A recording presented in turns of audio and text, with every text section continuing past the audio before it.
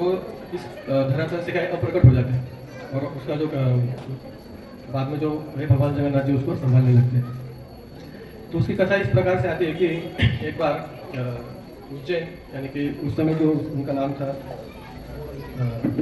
उज्जैन में एक राजा थे मालव राज महाराज इंद्रदुम्न करके। तो ये अभी आजकल जो है जैसे इंटर सिटी इंटर स्टेट या इंटरनेशनल जैसे कि हम आवागमन कर सकते हैं, इस देश से उस देश में आ सकते हैं। तो उस समय में जो है लोग इंटर प्लानिटरी वो क्या है वो आ जा सकते थे। तो वैसे ही इंद्रदुम्न महाराज एक बार जो है वो वैकुंठ लोग गए और उनको पता चला कि उनका जो भगवान का एक एक्सटेंशन सेंटर क्या है इस भौतिक जगत में है।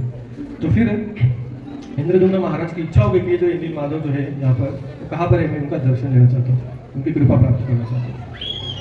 तो फिर उन्होंने अपने मंत्री और जो भी कुछ सेवक थे उनको बोला कि इस प्रकार से क्या है मुझे भगवान का दर्शन लेना है, तो आप पूरे धरातल पर जाकर ढूंढो कि किस प्रकार कहाँ पर ये भगवान जी स्थित है। तो उनको पता चला कि उत्कल राज्य में क्या है कि भगवान की पूजा अर्चना होती है, वहाँ पर भगवान स्थित है। तो वहाँ पर अपने एकदम निजी विश्वासु जो सेवक थे उनको भेजा गया कि जाओ वहाँ पता करो और मैसेज देखे कि कहाँ पर क्या भगवान की कैसी पूजा हो रही है, तो हम जाकर उसके बाद उसको देखकर बाद में देखेंगे। तो फिर जैसे वो ब्राह्मण थे वो गए भगवान को देखने के लिए। फिर वो जैसे ही उत्कल राज्य में आए तो उन्होंने देखा कि बहुत ही सुंदर वातावरण है उस राज्य में, वहाँ पर पंछी जो है नदियाँ है बहुत ही अच्छी तरह से वो देखकर सबको प्रसन्न हो गए। वहाँ पर जो प्राणी थे सिंह है, वाघ है और हरिण है, वो एक साथ मिलकर क्या है पार्टी कर रहे हैं। अभी जो हरिण है वो सिंह का क्या है खाते, लेकिन एक साथ बैठ कर क्या है बातें कर रहे हैं अच्छी तरह से। अभी एक दूसरे का खाना है लेकिन फिर भी वो क्या है, तो ये सब ऐसे वातावरण वैकुंठ का वातावरण देखकर उनको समझ में आ गई यहीं पर क्या है भगवान हो सकते हैं, इसी वजह से क्या है यहाँ पर ऐसे वातावरण। फिर उन्होंने एक आदमी था, एक शबर आदमी था, उससे पूछा कि ऐसे ऐसे भगवान की खोज में आया हूँ, वो कहाँ पर है आप बता सकते हैं? बोले नहीं हमें ऐसे कुछ पता नहीं, लेकिन हमारे जो राजा है वो उनको पता है, पता होगा या नहीं आप उनको लाकर पूछ सकते हैं। तो जो शबर राजा थे उनके पास गए और तब तक वो सोए थे, उनकी बेटी थी वहाँ पर, उन्होंने अच्छे से उनका आदर सत्कार किया, उनको बिठाया, जो भी कुछ भोजन वगैरह था वो किया। फिर बाद में जो है उनके पिता थे वो आए, ये पंडित को देखकर साधु को देखकर बहुत प्रसन्न हो गए और बोले मैं आपकी क्या सेवा कर सकता हूँ। तो उन्होंने कुछ बोला नहीं कि मैं इस कारण से यहाँ पर आया हूँ करके। तो वहाँ पर कुछ दिन रुके, वहाँ पर रुके और उनकी दिनचर्या थी उनको ऑब्जर्व किया और अपना जो काम था वो चालू रखा, यहाँ पर मुझे भगवान यहाँ पर मिल सकते हैं। तो ये जो शबर राजा था काहली जो है रात में जाकर क्या है वो एक पूजा का थाली लेकर वो कहीं पर तो जाता था, दिन भर सिर्फ सोता था वो। तो जो पंडित वहाँ पर जो आए थे वो विद्यापति उनका नाम था, वो देखे कि इस आदमी रात को जाता कहाँ पर। तो उन्होंने उनकी जो लड़की थी उनसे पूछा, उसका नाम था ललिता, तो उनसे पूछा कि ये आपके पिता रात को कहाँ पर जाते हैं? तो बोले एक पहाड़ी पर क्या है एक भगवान के जो है अर्च विग्रह है, वहाँ पर उनको फल फूल लेकर वो पूजा का थाली लेकर जाते हैं। बोले अच्छा, दिन भर कुछ नहीं करते? बोले बाकी उनको कुछ सेवा नहीं, नहीं कुछ नहीं, बोले वो इतना ही वो करते हैं। तुम क्या करते हो? बोले बोले कुछ नहीं, यहाँ वहाँ से फूल फल यहाँ इकट्ठा करके लाती हूँ और उनको सब प्लेट वगैरह बनाकर देती हूँ। अच्छा, फिर धीरे धीरे उनका जो है शेड्यूल देखते रहते, तो उनको पता चलता कि ये जो कुछ रात में जो सीक्रेट काम चल रहा है यहीं पर क्या है मुझे भगवान मिल सकते हैं। तो फिर वो उनकी जो बेटी थी वो ललिता उनको कहते कि देखो मुझे आपके पिता के साथ क्या मुझे एक दिन उनके साथ जहाँ पर जाते हैं उनको कहो कि मुझे उनके साथ मुझे आना ही करके। बोले नहीं वो मुझे भी अलाउ नहीं करते वहाँ पर, तो आप तो बिल्कुल नहीं उसकी इच्छा नहीं कर सकते, आपको तो बिल्कुल अलाउ नहीं करते। बोले नहीं ऐसे नहीं, मुझे जाना ही कर वहाँ पर जाना ही नहीं। फिर एक बार दो बार उनको नकारते, फिर धीरे धीरे उनकी पहचान होने से उनकी सेवा संबंध रखने से उनका क्या है वो विवाह करते हैं उस ललिता से। फिर अभी तो जमाई हो गए, जमाई का तो सुनना ही पड़ेगा। फिर जमाई जो कहते हैं मुझे जो है भगवान का दर्शन जो भी आप करते हो मुझे देखना ही है, कुछ भी हो जाए। तो सब खाना पीना छोड़ देते हैं, बोले जब तक मैं उनके साथ जाऊंगा नहीं तब तक मैं खाना नहीं खाऊंगा, आप वहाँ पर कुछ भी कीजिए। तो फिर वो ललिता उनके जो पिता थे उनको मनाती है, लेकिन वो भी मानते नहीं। फिर वो ललिता जो है वो भी क्या है उनका जो सेवा रहता है वो छोड़ देती है प्लेट भी बनाना। तो एक दिन वो शबर राजा थे, वो उठ कर आते हैं, देखते कि कुछ तैयारी नहीं है, कुछ नहीं है, क्या हुआ। तो बोलते कि देखो आप नाराज मत होइए, उनको आप क्या है विद्यापति को आप एक बार लेके जाइए, तभी मैं आपकी सेवा करूँगी। फिर शबर राजा फिर आखिर में क्या है मान जाते हैं, क्योंकि इनकी आखिरी एक ही बेटी थी। चलो ठीक है करके वो लेके जाते हैं उनको। फिर विद्यापति तो कहते कि मैं आपको लेके जाऊंगा, लेकिन एक अर्थ है, क्या आपको आंखों पर पट्टी बांध कर आना पड़ेगा। कहते ठीक है, मैं आपको रास्ता नहीं दिखाऊंगा वहाँ पर जाने का, नहीं तो आप बार बार वहाँ पर जाएंगे। बोले अच्छा ठीक है। तो वो भी एक होशियार ब्राह्मण थे, उनका नाम ही विद्यापति था। तो वहाँ पर कुछ अपने साथ जो है सरसों के कुछ क्या है बीज लेकर जाते हाथ में, गुप्त रूप से, उनको पता नहीं चलता। और जहाँ जहाँ पर जिस जिस रास्ते से वो जाते वहाँ पर क्या हो वो बीज डालते जाते हैं। तो जाके बाद में जाके वो क्या है वहाँ पर जो है उसके सरसों के क्या है पेड़ उग जाएंगे। तो उनको पता चला कि यही रास्ते से हम गए थे। तो फिर जैसे वो वहाँ पर पहुँचते हैं, उनकी आँखें खोल दी जाती है और देखते हैं कि सुंदर भगवान जो है नील माधव वहाँ पर स्थित रहते हैं। तो भगवान का इतना सुंदर दर्शन करके वो कृतकृत्य हो जाते कि बोले अच्छा बहुत सुंदर दर्शन हुआ, मेरा जो काम था वो मेरा पूर्ण हो गया है। लेकिन वो देखते कि वो शबर राजा जो है क्या है अपने तरीके से पूजा अर्चना कर रहे हैं, उनको कुछ पता नहीं कैसे पूजा करनी, भगवान की आरती कैसे करनी है, फूल कैसे अर्पण करने हैं, जो कुछ हाथ में आए वो क्या है भगवान को अर्पण करते जा रहे हैं। और एक कौन है पूरे अच्छे पढ़े हुए पंडित है, पूरे उन्होंने पूरा शास्त्र पढ़ा हुआ है, उन्होंने सब भगवान का बारे में पढ़ा हुआ है। और वो देखते कि किस प्रकार से जो है वो पूजा अर्चना कर रहे हैं। और एक बार शबर राजा के और जो नील माधव उनका एक बार झगड़ा हुआ कि बोले देखो आपकी जो ये जो पूजा पद्धति ना मुझे बिल्कुल पसंद नहीं है। मैं एक बार क्या अभी जो राज थाट बाट के साथ जो मेरी पूजा अर्चना होती है वो अभी मैं उसके लालच हूँ, उसके मैं इच्छुक हुआ। ये आपकी अभी पूजा अर्चना अभी बस हो गई, बोले मैं बोर हो गया, मुझे अच्छे से अभी मेरा पूजा अर्चना होना चाहिए। ऐसे उनका एक बार झगड़ा हुआ। तो फिर उस झगड़े में वो कहते कि एक बार एक राज्य से पंडित आएगा, वो क्या है मुझे यहाँ से लेकर जाएगा। तो अभी यहाँ जो नील माधव का दर्शन विद्यापति करते हैं, तो फिर वो कहते कि अभी मुझे मेरे राज्य में वापस जाना है। तभी वो शबर राजा को पता चल जाए कि अरे तो भगवान ने कहा था तो वही तो ये पंडित है, यही वो भगवान को लेके जाने के लिए आया है। तो फिर उनको पता चलता है कि ठीक है अभी क्या कर सकते हैं, भगवान की जैसी इच्छा होगी वैसे। तो फिर वो विद्यापति जो है वो अपने जो राजा है इंद्रद्युम्न महाराज उनको जाकर बता दे कि इस प्रकार से क्या है शबर राजा जो है नील माधव की सेवा करते हैं। तो फिर राजा फिर तैयार हो जाते हैं, अपने सब मंत्री सब उनको लेकर तैयार होते हैं और फिर कहते कि हम चलो भगवान के दर्शन के लिए जाएंगे। अभी वो मंत्री जो है वो सब कहते कि हम आएंगे लेकिन हमारे परिवार भी आएंगे। तो बोले ठीक है चलो परिवार भी आएंगे। परिवार वाले कहते कि हमारे सभी संबंधी भी आएंगे भगवान के दर्शन के लिए। सब ऐसे करते करते पूरा गाँव क्या है इकट्ठा हो जाता है, तो सब पूरा राज्य है फिर धीरे धीरे इकट्ठा हो जाता है। तो ऐसे पूरा राज्य जो राज्य है राजा का वो क्या है भगवान नील माधव के दर्शन के लिए निकल पड़ता है। तो उस समय कोई ऐसी व्यवस्था नहीं थी कि एकदम फास्ट ट्रैक में भगवान का जो दर्शन है इस राज्य से उस राज्य में जाए। तो सब धीरे धीरे करते करते महीने 2 महीने लग गए। तो वहाँ पर इस प्रकार से जो है पूरा राज्य वहाँ पर आ गया। और जैसे वहाँ पर उत्कल राज्य में वो नील माधव के दर्शन के लिए पहुँचे तो वहाँ पर एक आकाशवाणी हुई। तो आकाशवाणी में उन्होंने कहा कि हे राजा तुम अभी मेरा दर्शन नहीं कर सकते हो, क्योंकि मैं अभी यहाँ से अपना जो लीला है यहाँ पर समाप्त कर रहा हूँ, मैं आपको अगले रूप में आपको दर्शन दूंगा।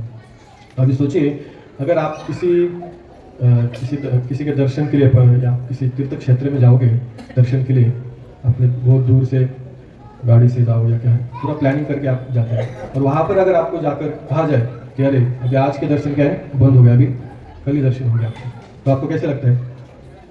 तो वैसे इंद्रद्युम्न महाराज के लिए दर्शन आज कल के लिए नहीं, पूरे समय के लिए वो दर्शन बंद हो गया था। तो फिर नारद मुनि आते हैं, उनको समझाते हैं, फिर ठीक है भगवान की कुछ लीला हो गई, कुछ उनको समझाते हैं। तो फिर राजा मान जाते हैं, फिर तो वहाँ पर रुकते हैं। फिर नारद जी जो कहते हैं कि भगवान का जो अगला जो अवतार होने वाला है तो किस प्रकार से वो उसका वर्णन करते हैं। तो फिर इंद्रद्युम्न महाराज कहते हैं कि ठीक है चलेगा। तो इंद्रद्युम्न महाराज कैसे तो भी तैयार हो जाते हैं वहाँ पर, और फिर उनको कहते हैं कि देखो जो यहाँ पर पास में क्या है महोदधी यानी कि समंदर में क्या है एक बड़ा सा एक क्या है, दारू ब्रह्म आएगा। तो दारू ब्रह्म यानी कि जो सूखी लकड़ी होती है उसको संस्कृत में दारू कहते हैं। तो एक बड़ा सा लकड़ी वहाँ पर तैरते हुए आएगा। तो उस लकड़ी से क्या है, आप मेरा विग्रह बनाओ और उसकी आप पूजा अर्चना करो।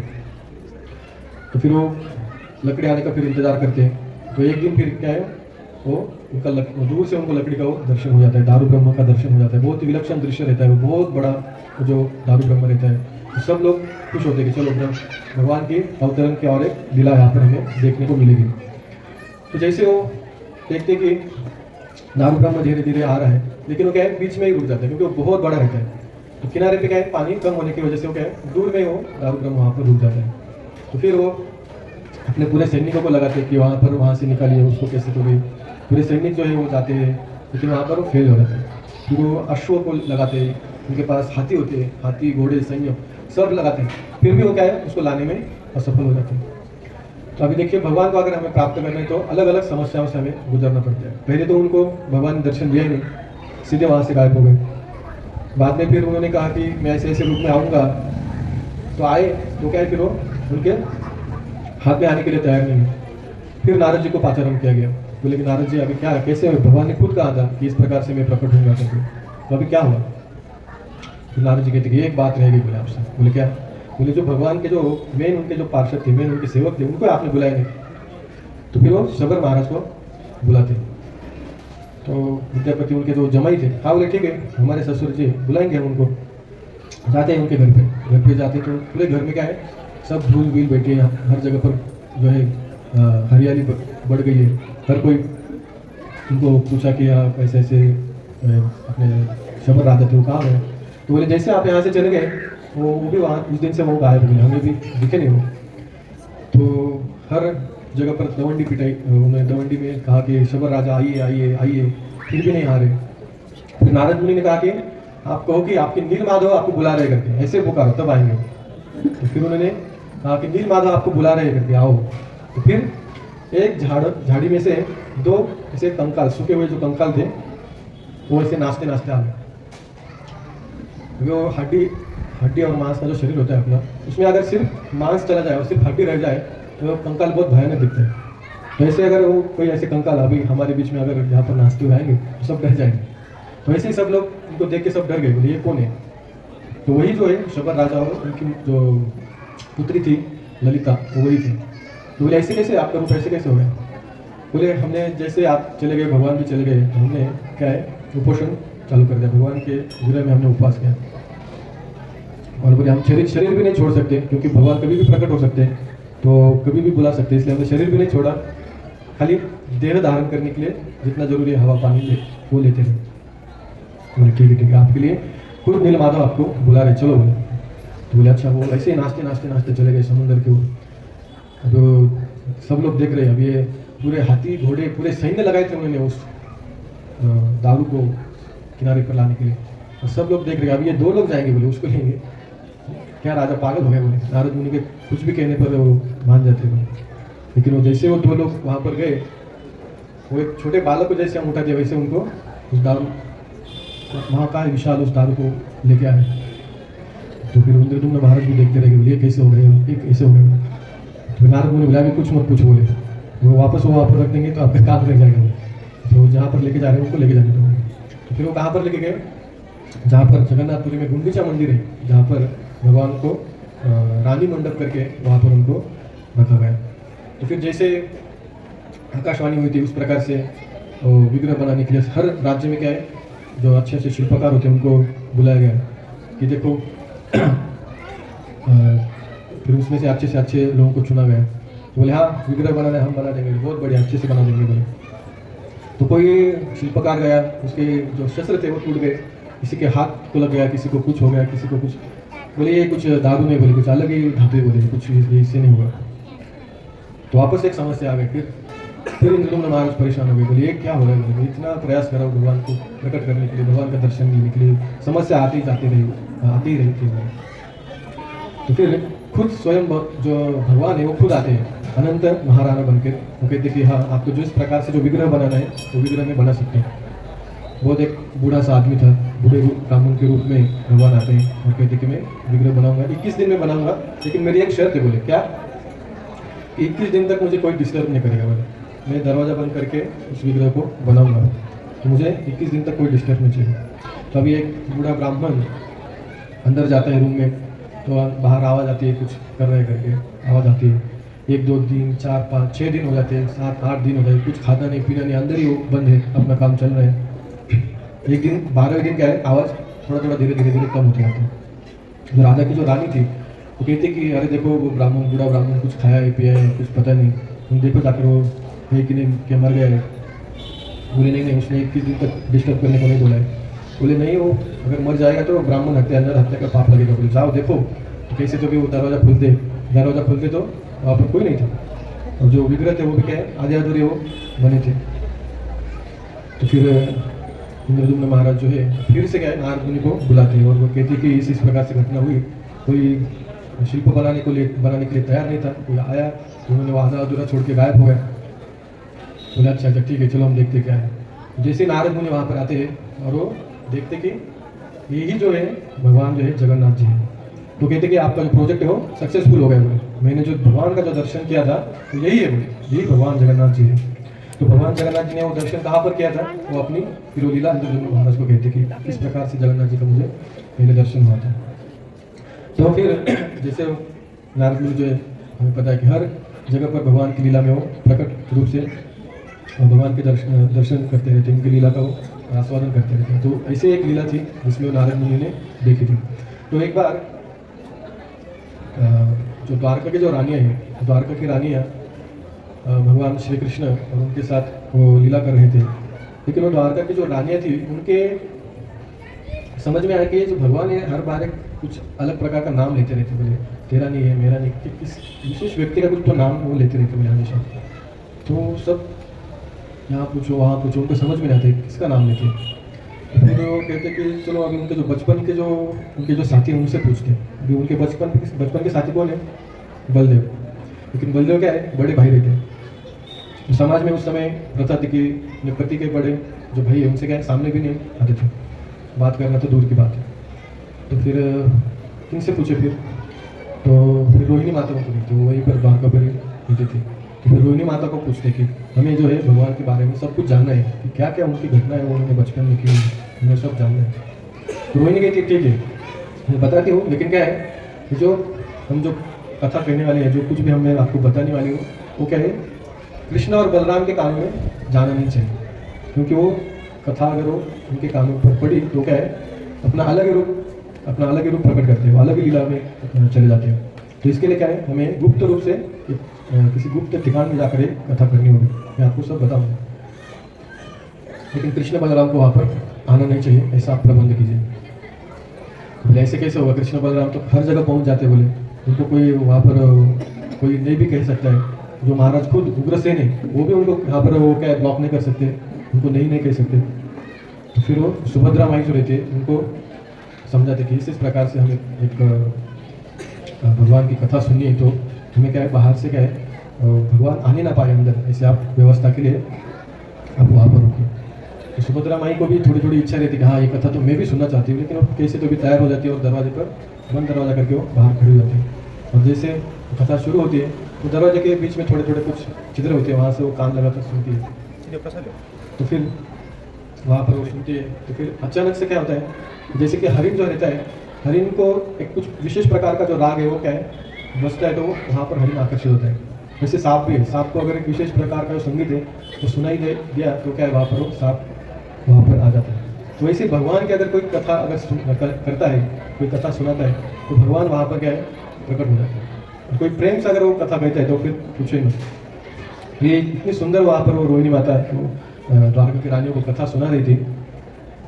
तो वहाँ पर क्या है, ये कृष्ण बलराम के घोड़े का है, उनका जो स्टीयरिंग है वहाँ पर चला जा रहा है, ऐसे खींचे जा रहे हैं। ये क्या हो रहा है, ये अचानक से घोड़े यहाँ पर कैसे उस तरफ भागे जा रहे हैं। तो जैसे वहाँ पर गुप्त वो जो मंडप था वहाँ पर वो आते हैं, तो देखते कि सुनसान जगह पर सुभद्रा जो है वो दरवाजे पर क्या कर रही है। तो जैसे गाड़ी वगैरह पार करते वहाँ उनका रथ जो रहता है, तो सुभद्रा माई को कहती कि क्या चल रहा है यहाँ पर, क्या हो रहा है। सुभद्रा माई को इशारे से कहती कि चुप रहो। तो फिर वो धीरे धीरे वो भी आते एक जगह पर, कृष्ण और एक बलराम खुद जाते और वो भी सुनते कि क्या चल रहा है।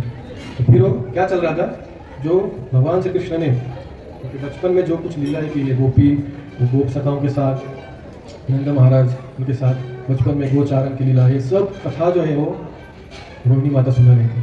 तो ये सब उनकी जो कथा वो खुद सुनकर वो क्या इतने भाव विभोर हो गए कि उनका शरीर जो है इस प्रकार से जो है हमें अभी यहाँ पर देख रहे हैं, इस प्रकार से उनका शरीर हो गया। क्योंकि भगवान का शरीर और भगवान का मन क्या है, एक ही। हमारा शरीर जो है भौतिक पदार्थों से बना है और हमारा जो मन जो है वो आध्यात्मिक है, लेकिन भगवान का वैसे नहीं है। भगवान के मन में जो कुछ भी भाव प्रकट हुए वही भाव उनके शरीर में भी प्रकट हुए, क्योंकि उनका शरीर और मन एक ही है। तो फिर जैसे वो भाव प्रकट हो गया तो नारद मुनि वहाँ से जा रहे थे। तो नारद मुनि ने देखा कि अरे ये किस प्रकार से कौन सा विग्रह है करके। तो जाकर देखते तो ये अपने ठाकुर जी अपने भगवान है और उनको दंडवत प्रणाम करते हैं। तो भगवान भी देखते कि अरे कोई तो आ गया। तो फिर अपने मूल स्वरूप में आ जाते और नारद मुनि को कहते कि देखो आपने जो कुछ भी देखा वो किसी को बताना नहीं। बोले अच्छा मैं बताऊँगा नहीं, लेकिन क्या है आप मुझे एक वरदान दीजिए, आप जो कुछ मांगेंगे मैं आपको दूंगा। भगवान ने कहा ठीक है आप जो कुछ मांगोगे मैं दूंगा। तो नारद मुनि क्या है वरदान मांगते वहाँ पर, नारद मुनि मांगते कि जो आज तक किसी ने जो रूप आपका देखा नहीं है वो रूप में सब जगत को दिखाना चाहते हो। तो जो नहीं होना था वही हो गया। बोले फिर एक बार में क्या है भक्तों से हार गए।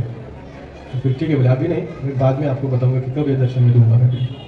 तो फिर ये लीला नारद मुनि किसको बता रहे हैं, इंद्रदुम्न महाराज को। मैंने जो भगवान के जो विग्रह के दर्शन लिए थे वही दर्शन जो है यहाँ पर आपको देखने को मिल रहा है। तो इंद्रदुम्न महाराज बहुत खुश हो जाते हैं, अरे अच्छा ठीक है। तो अभी मंदिर बनवाया भगवान के विग्रह के लिए। तो भगवान के अर्च विग्रहों की स्थापना करने के लिए अभी पुरोहित चाहिए। पुरोहित कहाँ से लाएंगे, तो बोले ऐसे ऐसे इस जगत का पुरोहित है, डायरेक्ट सीधा किसे ब्रह्मा जी को बुलाएंगे। तो अभी ब्रह्मा जी का जो आयु है और हमारा जो आयु है उसमें जमीन आसमान का फर्क है। हमारा क्या है 100 वर्ष के द्वारा हमारी कालगणना हो जाती है और ब्रह्मा जी की कालगणना उनसे कई बार वर्षों के उनसे उनकी कालगणना होती है। वहाँ पर जैसे इंद्रदुम्न महाराज पहुँचे, उनसे बातचीत की, तो ऐसे फिर वह आने के लिए तैयार हो गए। वहाँ से आने के लिए भी समय लगता है। तो इस पूरे कालखंड में यहाँ पर क्या है लाखों साल क्या है बीत गए वहाँ पर।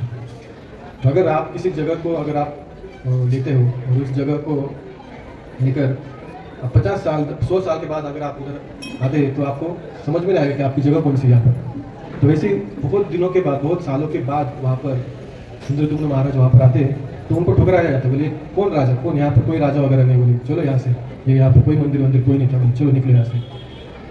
तो फिर से क्या है इंद्रदुम्न महाराज परेशान हो जाते हैं। बोले कितना मैं प्रयास कर रहा हूँ भगवान को स्थापित करने के लिए, लेकिन समस्या के ऊपर समस्या आते ही जाते रहे। बोले लेकिन वहाँ पर एक वृक्ष था, कल्प वृक्ष, वहाँ पर काकभूषणी थी। तो काकभूषणी वहाँ पर जो लोग थे उनको कहते कि नहीं इंद्रदुम्न महाराज थे, उन्होंने ऐसे ऐसे भगवान को प्रकट किया और भगवान की स्थापना के लिए वो लेने के लिए ब्रह्मा जी को लेने के लिए वहाँ पर गए थे। तो फिर सब लोग मान जाते, फिर भगवान की वहाँ पर स्थापना होती है। बहुत बड़ा फेस्टिवल होता है, हर लोग जहाँ पर जितने भी लोग हैं उनको वहाँ प्रसाद कीर्तन उनको कृपा बांटी जाती है। और इस प्रकार से जो है भगवान जगन्नाथ जी का प्रकटीकरण वहाँ पर होता है। बोल श्री जगन्नाथ बलदेव सुभद्रा मैया की। तो ये भगवान जगन्नाथ जी जो है हर युग में हर कल्प में हमारे बद्ध जीवों के ऊपर कृपा करने के लिए अवतरित होते हैं। उनके जाने के बाद वो उनके जो भक्त हैं उद्धव जैसे भक्त उनको छोड़कर जाते हैं। गंगा यमुना जैसे तीर्थों को छोड़कर जाते हैं। साक्षात पुराण शास्त्र ग्रंथ भागवत पुराण के रूप में छोड़कर जाते हैं, क्योंकि ये तीर्थ है वो भगवान के जो भक्त हैं उनको समझने के लिए कुछ तो शास्त्र चाहिए ना। तो वो शास्त्र जो है श्रीमद् भागवतम है। भगवान को देखने के लिए जो आँखें चाहिए, तो भगवान को हम समझ सकते हैं जिस आँखों से, जिस दृष्टि से हम समझ सकते हैं, क्योंकि हमारी आँखें क्या है भौतिक है। भौतिक आँखों से हम भगवान का दर्शन नहीं कर सकते, इसलिए वो भौतिक रूप लेते हैं, अर्च विग्रह का रूप लेते हैं ताकि हम भगवान का दर्शन ले सकें। और उस अर्च विग्रह में भी एक बहुत सुंदर उनका एक लक्षण है कि वो असहाय बनकर आते हैं। हालांकि सब सृष्टि उनके केवल कृपा कटाक्ष से चलती है, लेकिन फिर भी वो क्या है भक्तों के हाथों में वो क्या है अपने आप को सौंप देते हैं। वो असहाय बनकर आते हैं। आप अगर उनको खिलाएंगे तो खाएंगे, आप उनको वस्त्र पहनाएंगे, श्रृंगार करेंगे तो श्रृंगार आपको दर्शन देंगे। तो इस प्रकार से भगवान जो है असहाय बनकर यहाँ पर आते हैं। फिर उनकी तुलसी महारानी जो तुलसी महारानी को यहाँ पर छोड़कर जाते हैं। तो ये अलग अलग प्रकार से जो है भगवान बद्धजीवों के ऊपर कृपा करने के लिए यहाँ पर प्रकट होते हैं। और जब हम कथा और कीर्तन में आते हैं तो हम क्या है, कीर्तन नहीं करते, तालियां नहीं बजाते, भगवान के दर्शन के लिए हमें उत्सुकता नहीं होती। हमें क्या है, केवल भगवान के क्या है, प्रसाद के जरिए हमें प्रसाद में बहुत उत्सुकता होती है। तो इसलिए जगन्नाथ जी कहे कि ठीक है, कोई कीर्तन करे, कोई भजन ना करे तो भी चलेगा, मेरी कथा ना भी सुने तो भी चलेगा, लेकिन क्या है, मेरे प्रसाद खाने के लिए तो सब लोग आएंगे। तो इसलिए जगन्नाथपुरी जो धाम है वो किस लिए प्रसिद्ध है? जगन्नाथपुरी धाम अन्न ब्रह्म करके प्रसिद्ध है। तो जगन्नाथ जी की विशेषता है कि भगवान जो है अपना जो ब्रेकफास्ट लेते हैं, जो भी कुछ प्रसाद लेते हैं, प्रसाद के बाद हम हाथ धोते हैं, तो हाथ सूखने से पहले क्या है, दूसरा भोग लेने के लिए वो रेडी रहते हैं। तो ऐसे दिन भर क्या है, भगवान प्रसाद लेते रहते हैं और अपने भक्तों को क्या है, वही प्रसाद वहाँ पर बांटा जाता है। तो इस प्रकार से जो है भगवान अपने इस निम्न स्तर को देखते हुए, भगवान भी अपने निम्न स्तर को, अपना अपना जो सर्वस्व, जो वैकुंठ का जो ऐश्वर्य है वो सब छोड़ कर गया है। तो जितने हम नीचे जाएंगे उतने भगवान हमारे लिए नीचे नीचे नीचे अपना स्तर छोड़ते हैं। अगर आप राधा कृष्ण, लक्ष्मी नारायण, इनका अगर अंश विग्रहों का अगर आप स्टैंडर्ड देखेंगे तो बहुत ही उनको अंश विग्रहों को 6 बार भोग लगाना, श्रृंगार करना, बहुत सारी सेवाएं करना, उस सेवा के लिए शुद्ध ब्राह्मण नहीं चाहिए, ब्राह्मण दीक्षित लोग चाहिए। लेकिन ऐसे क्या है, भगवान जगन्नाथ जी क्या है, एकदम शबर जात, मतलब एकदम तुच्छ जात मानी जाती है, उनसे भी क्या है, भगवान अपनी सेवा स्वीकार करने के लिए तैयार होते हैं। जैसे कि जो विद्यापति ब्राह्मण है, उन्होंने खुद अपनी आंखों से देखा कि भगवान की किस प्रकार से सेवा हो रही है यहाँ पर, कि आरती के बाद क्या होता है, धूप के बाद क्या होता है, कोई उसमें क्रम नहीं है, कोई नहीं। और आरती कब चल रही है, रात के समय में, कोई समय नहीं।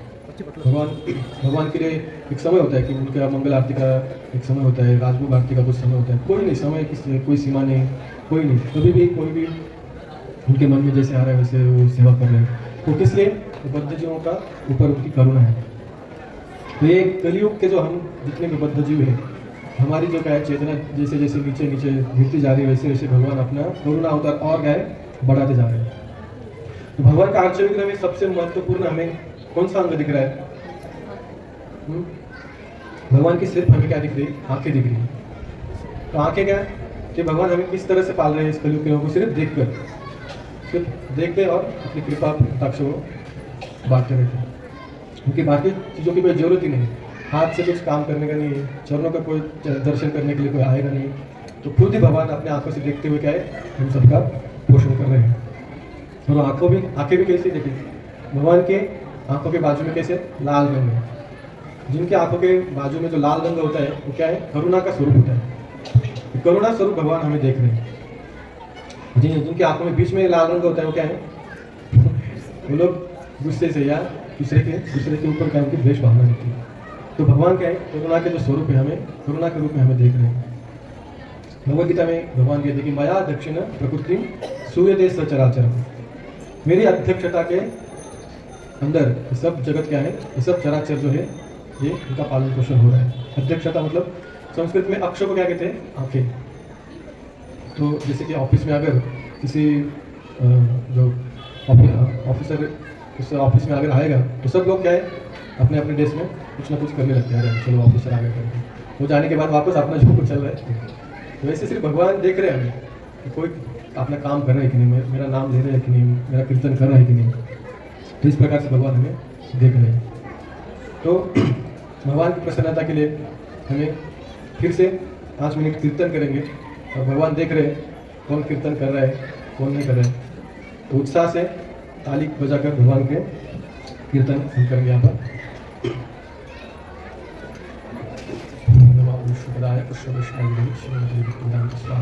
नमस्ते सरस्वती देवी गौरवाणी हिंदी विशेष शून्यवादी पाश्चात्य। जय श्री कृष्ण चैतन्य प्रभु नित्यानंद श्री अद्वैत गदाधर शिवासादि गौर भक्तवृंद। हरे कृष्णा कृष्णा कृष्णा हरे हरे, हरे Ram Ram Ram Hare Hare.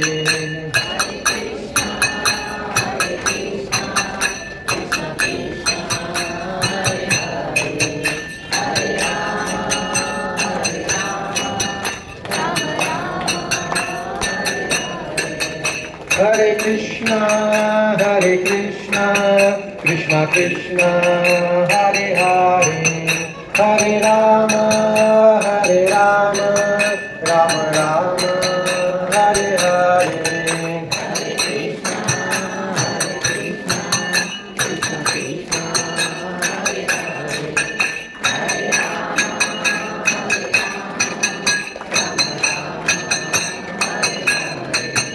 Hare Krishna, Krishna Krishna,